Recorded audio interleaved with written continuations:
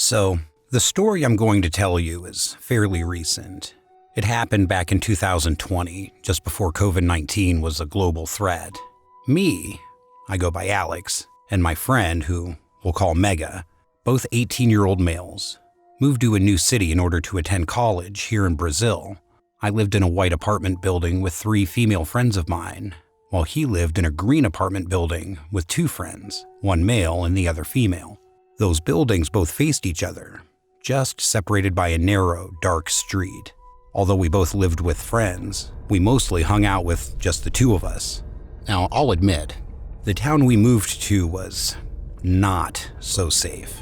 Every day it seemed like there was another case involving armed robbery, even though it was just a rural town. But keep in mind that most rural towns in Brazil can have up to 100,000 residents, so on a global scale, this town was actually pretty big. That night, we went to a restaurant called Hughnez, a very common Brazilian fast food company that specializes in Middle Eastern cuisine. The food there wasn't bad, but the cooks were really slow. Extra slow this time. When we finally finished our meal, it was just past midnight. We discussed what to do next, and I suggested we should go back home, get our graffiti cans, and mess around the city a little bit. We managed this in less than a minute, as Hughnez was less than a block away from our apartments. Then we went to a gas station convenience store that was right next to the restaurant. We bought a good amount of alcohol so we could drink while we were walking. Since we hadn't had the chance to really get to know the city until that night, we just went straight to a random avenue and started walking, without proper direction. We saw every type of strange person there. It wasn't a car-busy avenue. The lighting was dim and it was full of homeless people, drunks, thugs, and hookers. No one cared to mess with us, though. I was always the type of guy that dressed in a punk style and even had a green-dyed mohawk back then. Mega was more of a casual goth guy. We didn't like to be feared just by the way we looked, but it was absolutely nice to feel a little safer. We turned down the darkest street and descended it until we found a nice alleyway with no security cameras. We started to spray paint the walls. This is something we used to do a lot back in our hometown. I can't explain it, but we just felt safe in there. It might have had something to do with the fact that we were really drunk. It was then it started raining. Not just regular rain now. We'd found ourselves in a summer thunderstorm. In our country, you really need to be scared of lightning, since we have more lightning incidences here than anywhere else in the world. We ran from the alleyway to the street and looked around. That's when I saw a barely lit establishment with an awning in the front door. As we got there, I noticed it was a laundromat, a really messed up one. The awning didn't protect us, though. The wind was so furious that we were getting even more soaked and cold. That's when I heard a loud noise. It wasn't coming from the empty street. Instead, it was coming from the building itself. I looked inside the laundromat. It was illuminated by a faint yellow lamp, one of those really cheap ones, you know. No doubt why all of the other lights were already dead. When I searched for the origin of the noise, I spotted a working washing machine. I told Mega about it, and we thought it was actually a 24-hour laundromat. I tried opening the door and found it to be unlocked. We went inside and closed the door. To my surprise, it even had a recessed key, probably to protect the users from getting robbed. I remembered all those strange people from the avenue, and fear finally kicked in. I locked the door.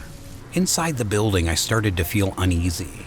Mega was even more scared than I was. I've actually never been to a laundromat before.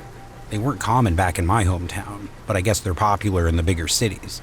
This specific laundromat, though, was far from pleasant.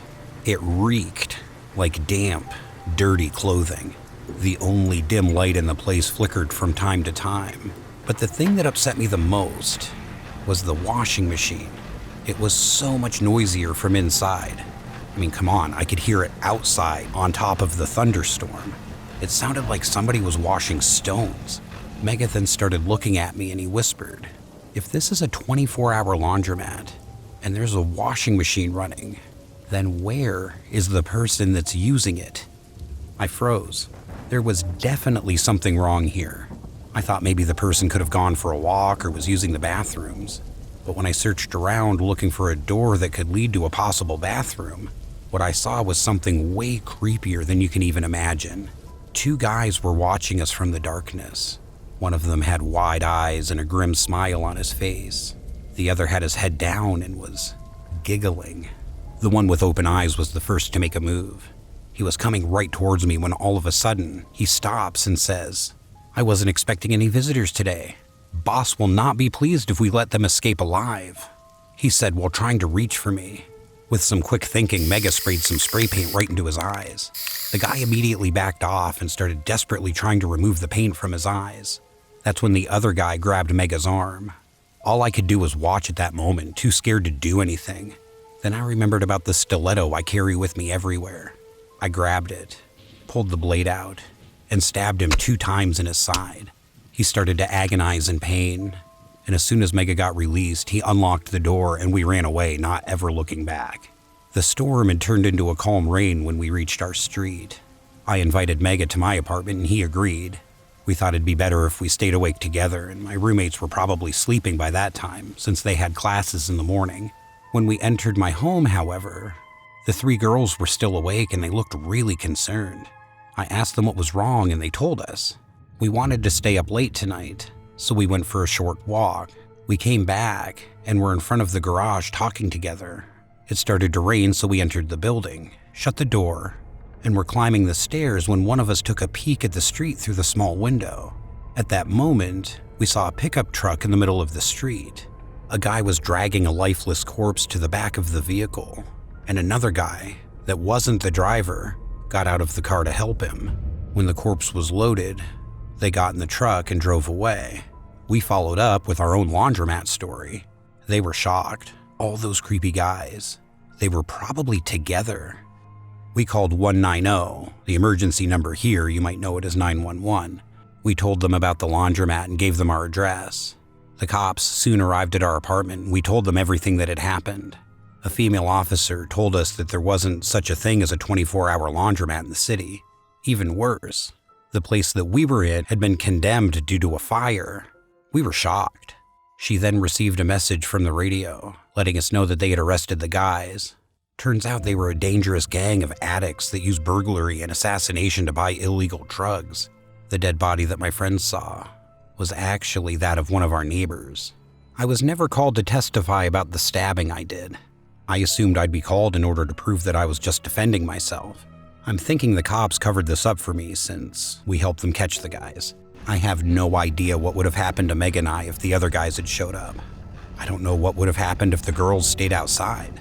And I don't even want to think about what was inside that washing machine. But we've learned our lesson. Never let your guard down in a place you don't know.